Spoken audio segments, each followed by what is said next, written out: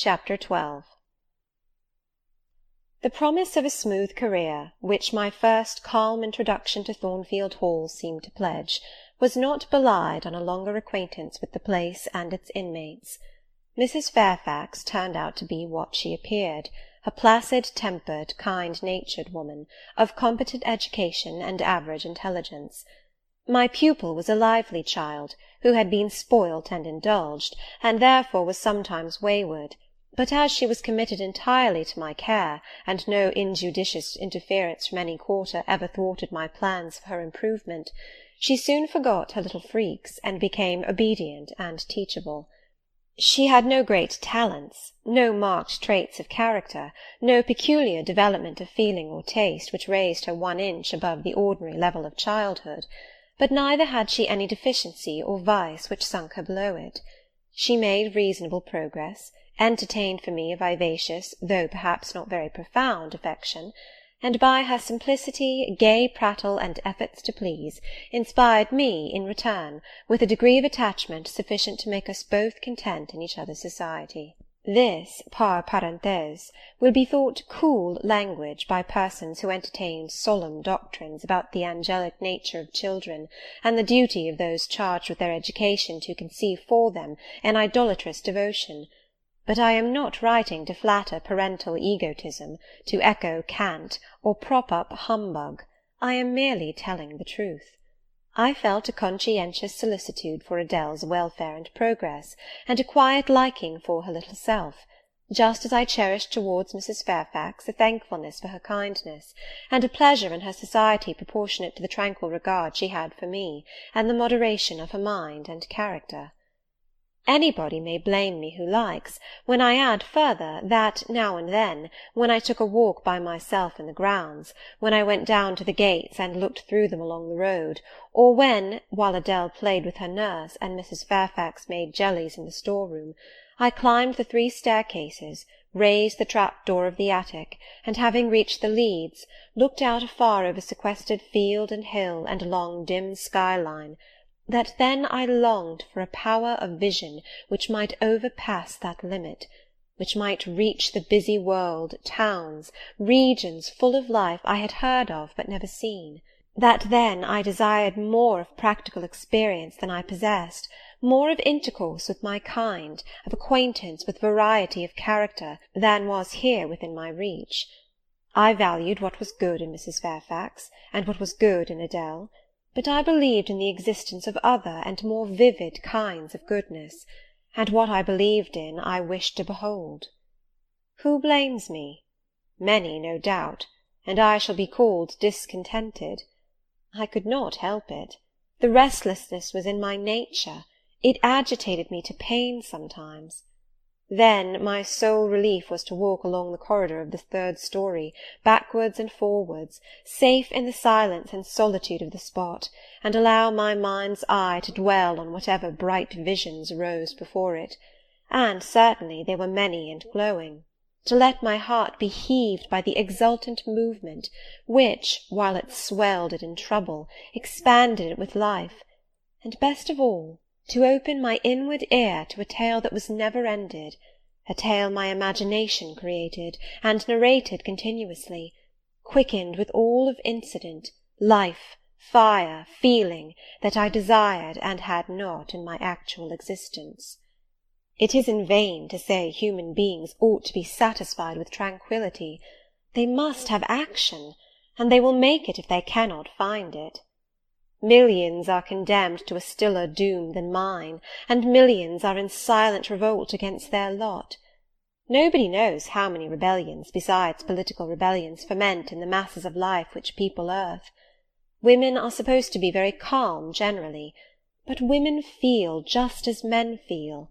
They need exercise for their faculties, and a field for their efforts, as much as their brothers do.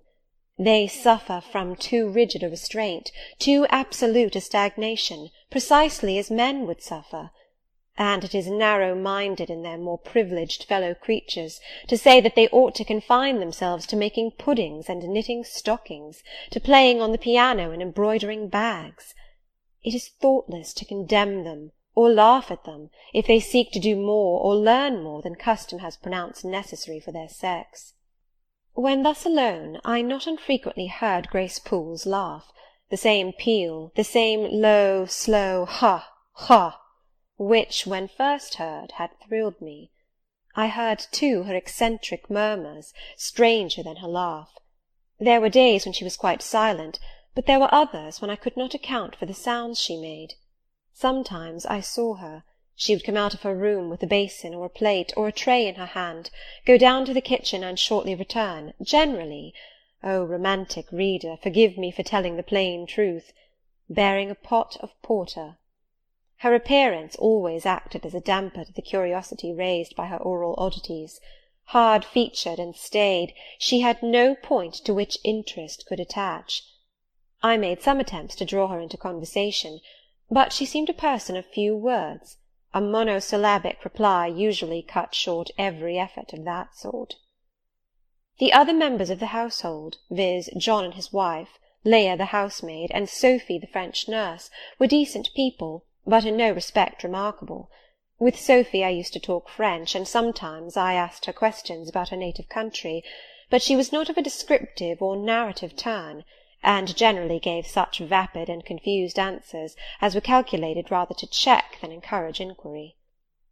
October, November, December passed away.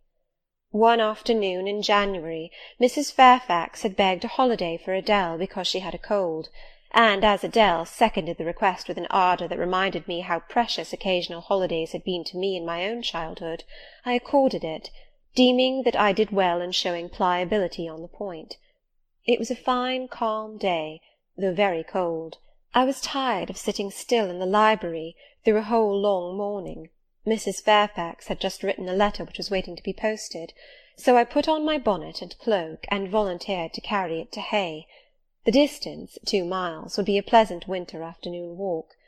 Having seen Adele comfortably seated in her little chair by Mrs. Fairfax's parlour fireside, and given her best wax doll, which I usually kept enveloped in a silver paper in a drawer, to play with, and a story-book for change of amusement, and having replied to her, "Revenez bientôt, mon bon ami, ma chère Mademoiselle Jeannette," with a kiss, I set out. The ground was hard, the air was still, my road was lonely. I walked fast till I got warm, and then I walked slowly to enjoy and analyse the species of pleasure brooding for me in the hour and situation. It was 3 o'clock. The church bell tolled as I passed under the belfry. The charm of the hour lay in its approaching dimness, in the low gliding and pale beaming sun. I was a mile from Thornfield, in a lane noted for wild roses in summer, for nuts and blackberries in autumn, and even now possessing a few coral treasures and hips and haws, but whose best winter delight lay in its utter solitude and leafless repose. If a breath of air stirred, it made no sound here, for there was not a holly, not an evergreen to rustle, and the stripped hawthorn and hazel bushes were as still as the white, worn stones which causewayed the middle of the path. Far and wide on each side there were only fields, where no cattle now browsed, and the little brown birds which stirred occasionally in the hedge looked like single russet leaves that had forgotten to drop. This lane inclined uphill all the way to Hay. Having reached the middle, I sat down on a stile which led thence into a field. Gathering my mantle about me, and sheltering my hands in my muff, I did not feel the cold, though it froze keenly, as was attested by a sheet of ice covering the causeway, where a little brooklet, now congealed, had overflowed after a rapid thaw some days since. From my seat I could look down on Thornfield. The grey and battlemented hall was the principal object in the vale below me, its woods and dark rookery rose against the west. I lingered till the sun went down amongst the trees, and sank crimson and clear behind them. I then turned eastward. On the hill-top above me sat the rising moon. Pale yet as a cloud, but brightening momentarily, she looked over Hay, which, half lost in trees, sent up a blue smoke from its few chimneys. It was yet a mile distant, but in the absolute hush I could hear plainly its thin murmurs of life. My ear, too, felt the flow of currents. In what dales and depths I could not tell, but there were many hills beyond Hay, and doubtless many becks threading their passes. That evening calm betrayed alike the tinkle of the nearest streams, the sough of the most remote. A rude noise broke on these fine ripplings and whisperings, at once so far away and so clear, a positive tramp, tramp, a metallic clatter, which effaced the soft wave-wanderings, as, in a picture, the solid mass of a crag, or the rough boles of a great oak, drawn in dark and strong on the foreground, efface the aerial distance of azure hill, sunny horizon, and blended clouds, where tint melts into tint. The din was on the causeway. A horse was coming. The windings of the lane yet hid it, but it approached. I was just leaving the stile, yet as the path was narrow, I sat still to let it go by. In those days I was young, and all sorts of fancies, bright and dark, tenanted my mind. The memories of nursery stories were there amongst other rubbish, and when they recurred, maturing youth added to them a vigour and vividness beyond what childhood could give. As this horse approached, and as I watched for it to appear through the dusk, I remembered certain of Bessy's tales, wherein figured a north of England spirit called a Gytrash, which, in the form of a horse, mule, or large dog, haunted solitary ways, and sometimes came upon belated travellers, as this horse was now coming upon me. It was very near, but not yet in sight, when, in addition to the tramp, tramp, I heard a rush under the hedge, and close down by the hazel stems glided a great dog, whose black and white colour made him a distinct object against the trees. It was exactly one form of Bessy's Gytrash, a lion-like creature, with long hair and a huge head. It passed me, however, quietly enough, not staying to look up, with strange pretercanine eyes in my face, as I half expected it would. The horse followed, a tall steed, and on its back a rider. The man, the human being, broke the spell at once. Nothing ever rode the Gytrash. It was always alone, and goblins, to my notions, though they might tenant the dumb carcasses of beasts, could scarce covet shelter in the commonplace human form. No Gytrash was this, only a traveller taking the short-cut to Milket. He passed, and I went on. A few steps, and I turned. A sliding sound, and an exclamation of "What the deuce is to do now?" and a clattering tumble arrested my attention. Man and horse were down. They had slipped on the sheet of ice which glazed the causeway. The dog came bounding back, and seeing his master in a predicament, and hearing the horse groan, barked till the evening hills echoed the sound, which was deep in proportion to his magnitude. He snuffed round the prostrate group, and then he ran up to me. It was all he could do. There was no other help at hand to summon. I obeyed him, and walked down to the traveller, by this time struggling himself free of his steed. His efforts were so vigorous, I thought he could not be much hurt, but I asked him the question. "Are you injured, sir?" I think he was swearing, but I am not certain. However, he was pronouncing some formula which prevented him from replying to me directly. "Can I do anything?" I asked again. "You must just stand on one side," he answered as he rose, first to his knees and then to his feet. I did, whereupon began a heaving, stamping, clattering process, accompanied by a barking and baying which removed me effectually some yards' distance, but I would not be driven quite away till I saw the event. This was finally fortunate. The horse was re-established, and the dog was silenced with a "Down, Pilot!" The traveller, now stooping, felt his foot and leg, as if trying whether they were sound. Apparently something ailed them, for he halted to the stile whence I had just risen, and sat down. I was in the mood for being useful, or at least officious, I think, for I now drew near him again. "If you are hurt, and want help, sir, I can fetch someone either from Thornfield Hall or from Hay." "Thank you, I shall do. I have no broken bones, only a sprain." And again he stood up and tried his foot, but the result extorted an involuntary "Ugh!" Something of daylight still lingered, and the moon was waxing bright. I could see him plainly. His figure was enveloped in a riding-cloak, fur-collared and steel-clasped. Its details were not apparent, but I traced the general points of middle height and considerable breadth of chest. He had a dark face, with stern features and a heavy brow. His eyes and gathered eyebrows looked ireful and thwarted just now. He was past youth, but had not reached middle age. Perhaps he might be 35. I felt no fear of him, and but little shyness. Had he been a handsome, heroic-looking young gentleman, I should not have dared to stand thus questioning him against his will, and offering my services unasked. I had hardly ever seen a handsome youth, never in my life spoken to one. I had a theoretical reverence and homage for beauty, elegance, gallantry, fascination.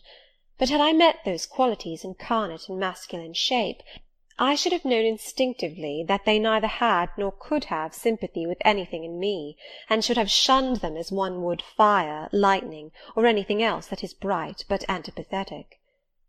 If even the stranger had smiled and been good-humoured to me when I addressed him, if he had put off my offer with assistance gaily and with thanks, I should have gone on my way and not felt any vocation to renew inquiries. But the frown, the roughness of the traveller set me at my ease.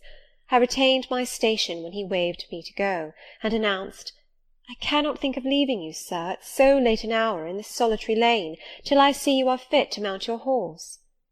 He looked at me when I said this. He had hardly turned his eyes in my direction before.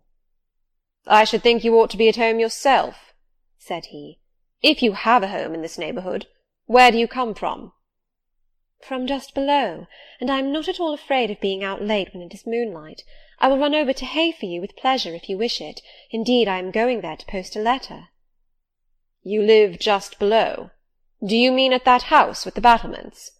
pointing to Thornfield Hall, on which the moon cast a hoary gleam, bringing it out distinct and pale from the woods, that, by contrast with the western sky, now seemed one mass of shadow. "Yes, sir." "Whose house is it?" "Mr. Rochester's." "Do you know Mr. Rochester?" "No, I have never seen him." "He is not resident, then?" "No."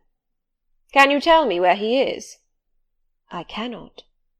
"You are not a servant at the Hall, of course. You are—" He stopped, ran his eye over my dress, which, as usual, was quite simple, a black merino cloak, a black beaver bonnet, neither of them half fine enough for a lady's maid. He seemed puzzled to decide what I was. I helped him. "I am the governess." "Ah, the governess," he repeated. "Deuce take me if I had not forgotten. The governess." And again my raiment underwent scrutiny. In 2 minutes he rose from the stile. His face expressed pain when he tried to move. "I cannot commission you to fetch help," he said, "but you may help me a little yourself, if you will be so kind." "Yes, sir." "You have not an umbrella that I can use as a stick?" "No." "Try to get hold of my horse's bridle and lead him to me. You are not afraid?" I should have been afraid to touch a horse when alone, but when told to do it, I was disposed to obey. I put down my muff on the stile, and went up to the tall steed. I endeavoured to catch the bridle, but it was a spirited thing, and would not let me come near its head. I made effort on effort, though in vain. Meantime I was mortally afraid of its trampling forefeet. The traveller waited and watched for some time, and at last he laughed. "I see," he said. "The mountain will never be brought to Mahomet, so all you can do is to aid Mahomet to go to the mountain. I must beg of you to come here." I came. "Excuse me," he continued. "Necessity compels me to make you useful." He laid a heavy hand on my shoulder, and leaning on me with some stress, limped to his horse. Having once caught the bridle, he mastered it directly and sprang to his saddle, grimacing grimly as he made the effort, for it wrenched his sprain. "Now," said he, releasing his under lip from a hard bite, "just hand me my whip. It lies there under the hedge." I sought it and found it. "Thank you. Now make haste with a letter to Hay, and return as fast as you can." A touch of a spurred heel made his horse first start and rear, and then bound away. The dog rushed in his traces. All three vanished, like heath that in the wilderness the wild wind whirls away. I took up my muff and walked on. The incident had occurred and was gone for me. It was an incident of no moment, no romance, no interest in a sense. Yet it marked with change one single hour of a monotonous life. My help had been needed and claimed. I had given it. I was pleased to have done something. Trivial, transitory though the deed was, it was yet an active thing, and I was weary of an existence all passive. The new face, too, was like a new picture introduced to the gallery of memory, and it was dissimilar to all the others hanging there, firstly because it was masculine, and secondly because it was dark, strong, and stern. I had it still before me when I entered Hay, and slipped the letter into the post-office. I saw it as I walked fast downhill all the way home. When I came to the stile, I stopped a minute, looked round, and listened, with an idea that a horse's hoofs might ring on the causeway again, and that a rider in a cloak, and a Gytrash like Newfoundland dog might be again apparent. I saw only the hedge and a pollard willow before me, rising up still and straight to meet the moonbeams. I heard only the faintest waft of wind roaming fitful among the trees round Thornfield a mile distant, and when I glanced down in the direction of the murmur, my eye, traversing the hall front, caught a light kindling in a window. It reminded me that I was late, and I hurried on. I did not like re-entering Thornfield. To pass its threshold was to return to stagnation, to cross the silent hall, to ascend the darksome staircase, to seek my own lonely little room, and then to meet tranquil Mrs. Fairfax, and spend the long winter evening with her, and her only, was to quell wholly the faint excitement wakened by my walk, to slip again over my faculties the viewless fetters of a uniform and too still existence, of an existence whose very privileges of security and ease I was becoming incapable of appreciating. What good it would have done me at that time to have been tossed in the storms of an uncertain, struggling life, and to have been taught by rough and bitter experience to long for the calm amidst which I now repined. Yes, just as much good as it would do a man tired of sitting still in a too-easy chair to take a long walk, and just as natural was the wish to stir, under my circumstances, as it would be under his. I lingered at the gates. I lingered on the lawn. I paced backwards and forwards on the pavement. The shutters of the glass door were closed. I could not see into the interior, and both my eyes and spirit seemed drawn from the gloomy house, from the grey hollow filled with rayless cells, as it appeared to me, to that sky expanded before me, a blue sea absolved from taint of cloud, the moon ascending it in solemn march, her orbs seeming to look up as she left the hill-tops, from behind which she had come, far and farther below her, and aspired to the zenith, midnight dark in its fathomless depth and measureless distance, and for those trembling stars that followed her course, they made my heart tremble, my veins glow when I viewed them. Little things recall us to earth. The clock struck in the hall. That sufficed. I turned from moon and stars, opened a side door, and went in. The hall was not dark, nor yet was it lit, only by the high-hung bronze lamp. A warm glow suffused both it and the lower steps of the oak staircase. This ruddy shine issued from the great dining-room, whose two-leaved door stood open, and showed a genial fire in the grate, glancing on marble hearth and brass fire-irons, and revealing purple draperies and polished furniture, in the most pleasant radiance. It revealed, too, a group near the mantelpiece. I had scarcely caught it, and scarcely become aware of a cheerful mingling of voices, amongst which I seemed to distinguish the tones of Adele, when the door closed. I hastened to Mrs. Fairfax's room. There was a fire there too, but no candle, and no Mrs. Fairfax. Instead, all alone, sitting upright on the rug, and gazing with gravity at the blaze, I beheld a great black and white long-haired dog, just like the Gytrash of the lane. It was so like it that I went forward and said, "Pilot," and the thing got up and came to me and snuffed me. I caressed him, and he wagged his great tail, but he looked an eerie creature to be alone with, and I could not tell whence he had come. I rang the bell, for I wanted a candle, and I wanted, too, to get an account of this visitant. Leah entered. "What dog is this?" "He came with master." "With whom?" "With master, Mr. Rochester. He's just arrived." "Indeed? And is Mrs. Fairfax with him?" "Yes, and Miss Adele. They are in the dining-room, as John has gone for a surgeon, for master has had an accident. His horse fell, and his ankle is sprained." "Did the horse fall in Hay Lane?" "Yes, coming downhill. It slipped on some ice." "Ah! Bring me a candle, will you, Leah?" Leah brought it. She entered, followed by Mrs. Fairfax, who repeated the news, adding that Mr. Carter the surgeon was come, and was now with Mr. Rochester. Then she hurried out to give orders about tea, and I went upstairs to take off my things.